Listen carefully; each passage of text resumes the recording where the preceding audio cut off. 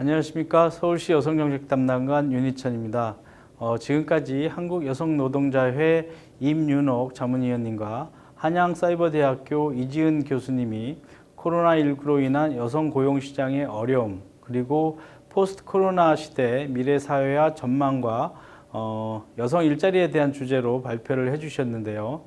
저는 코로나19 발생 이후 여성들이 고용시장에서 겪고 있는 이러한 어려움을 서울시가 어떤 식으로 도울 수 있을지에 대한 정책 방향에 대해 간략히 말씀드리도록 하겠습니다.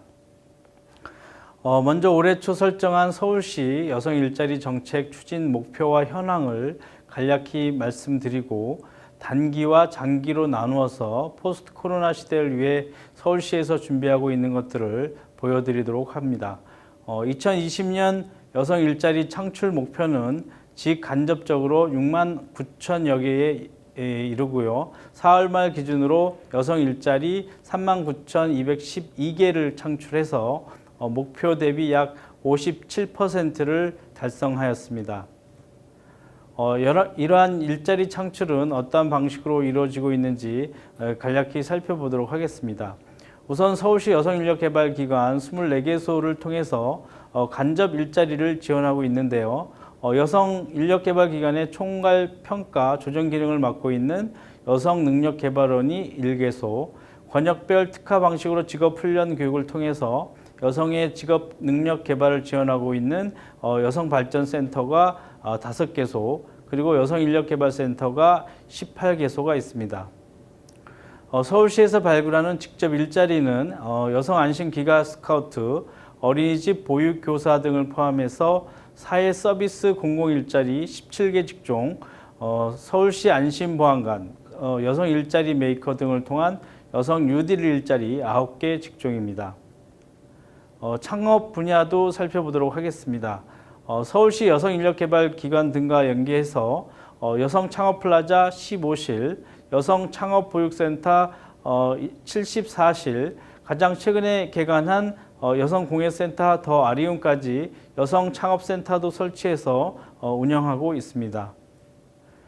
더불어 오는 9월에 여성 일자리 혁신을 위해서 여성의 일과 삶의 균형을 지원하는 일생활 혁신 공간 스페이스 살림이 드디어 개관을 합니다.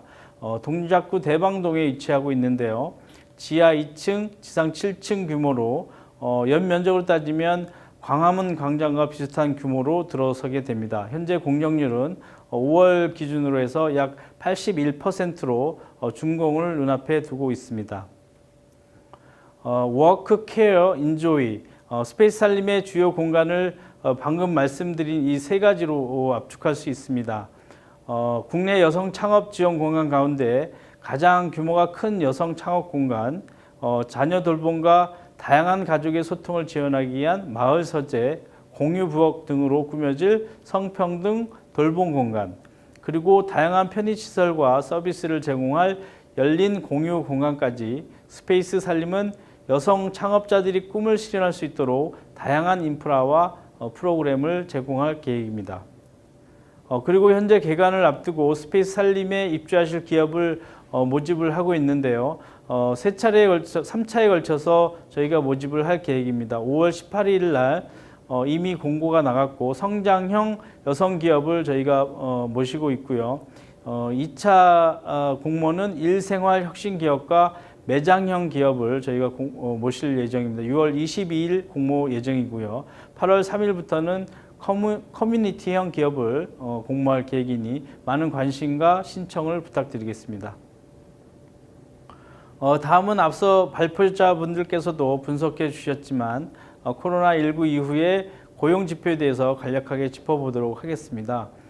먼저 코로나 고용 쇼크로 2020년 4월 취업자 수가 1년 전보다 약 47만 6천 명 정도 감소하였다는 통계가 있습니다.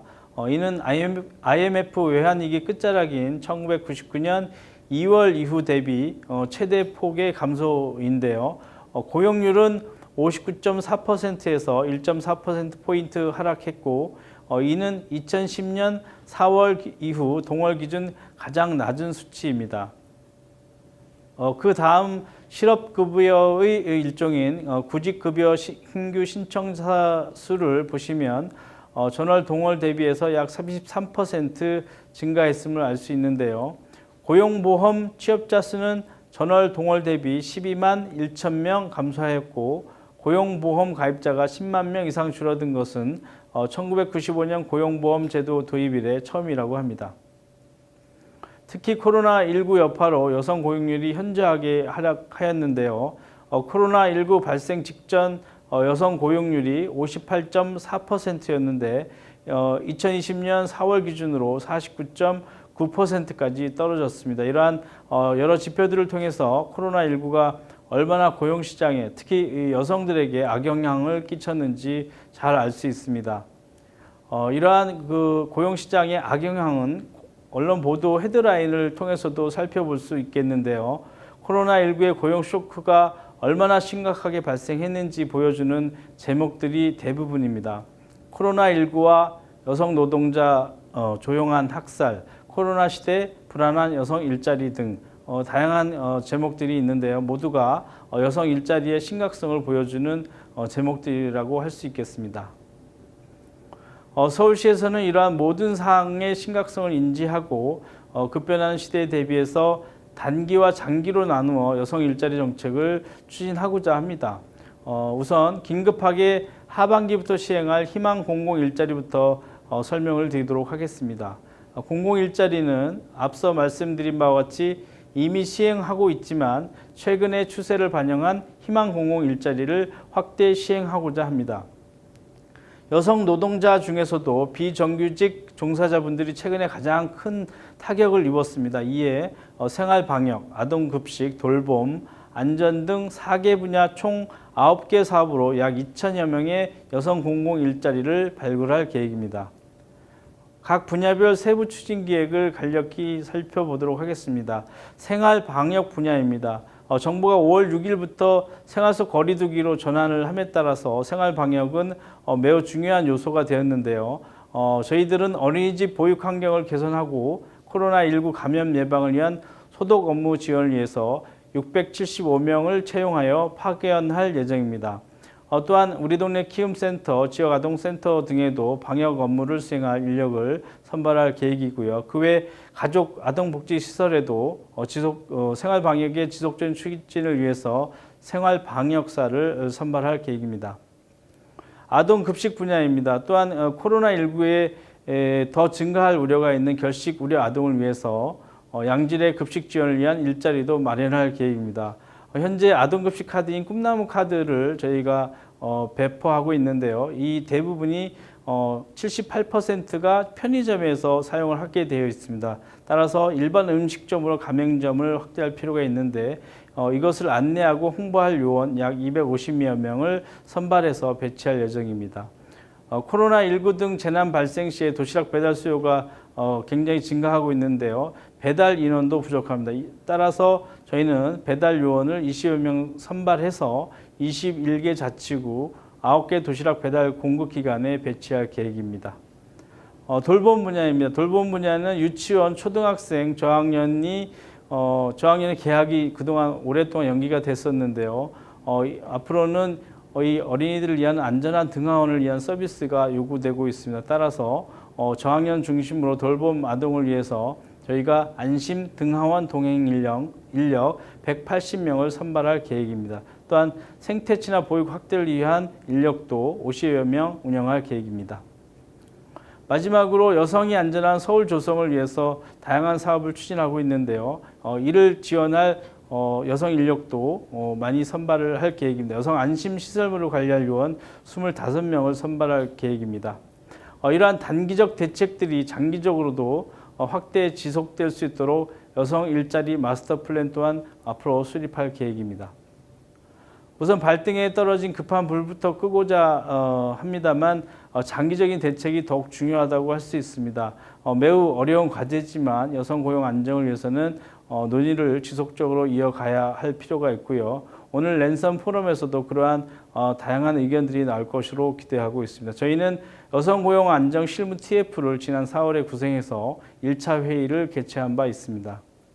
1차 회의에서 논의된 주요 의제는 우선 불안정 고용 여성 노동자의 고용 실태를 파악할 필요가 있다고 의견이 모아졌고요. 따라서 서울시 투자 출연 기관과 위탁 운영시설 노동자의 고용 실태, 그리고 여성가족실 산하 민간위탁 기관과 특수고용 프리랜서의 고용 실태를 분석해서 대책 마련의 자료로 삼을까 합니다. 또한 서울시에서 각종 지원하고 있는 소상공인 고용유지 지원금, 특별고용 노동자 프리랜서의 생활안정지원금에 대한 성별 분리 통계도 실시할 계획입니다.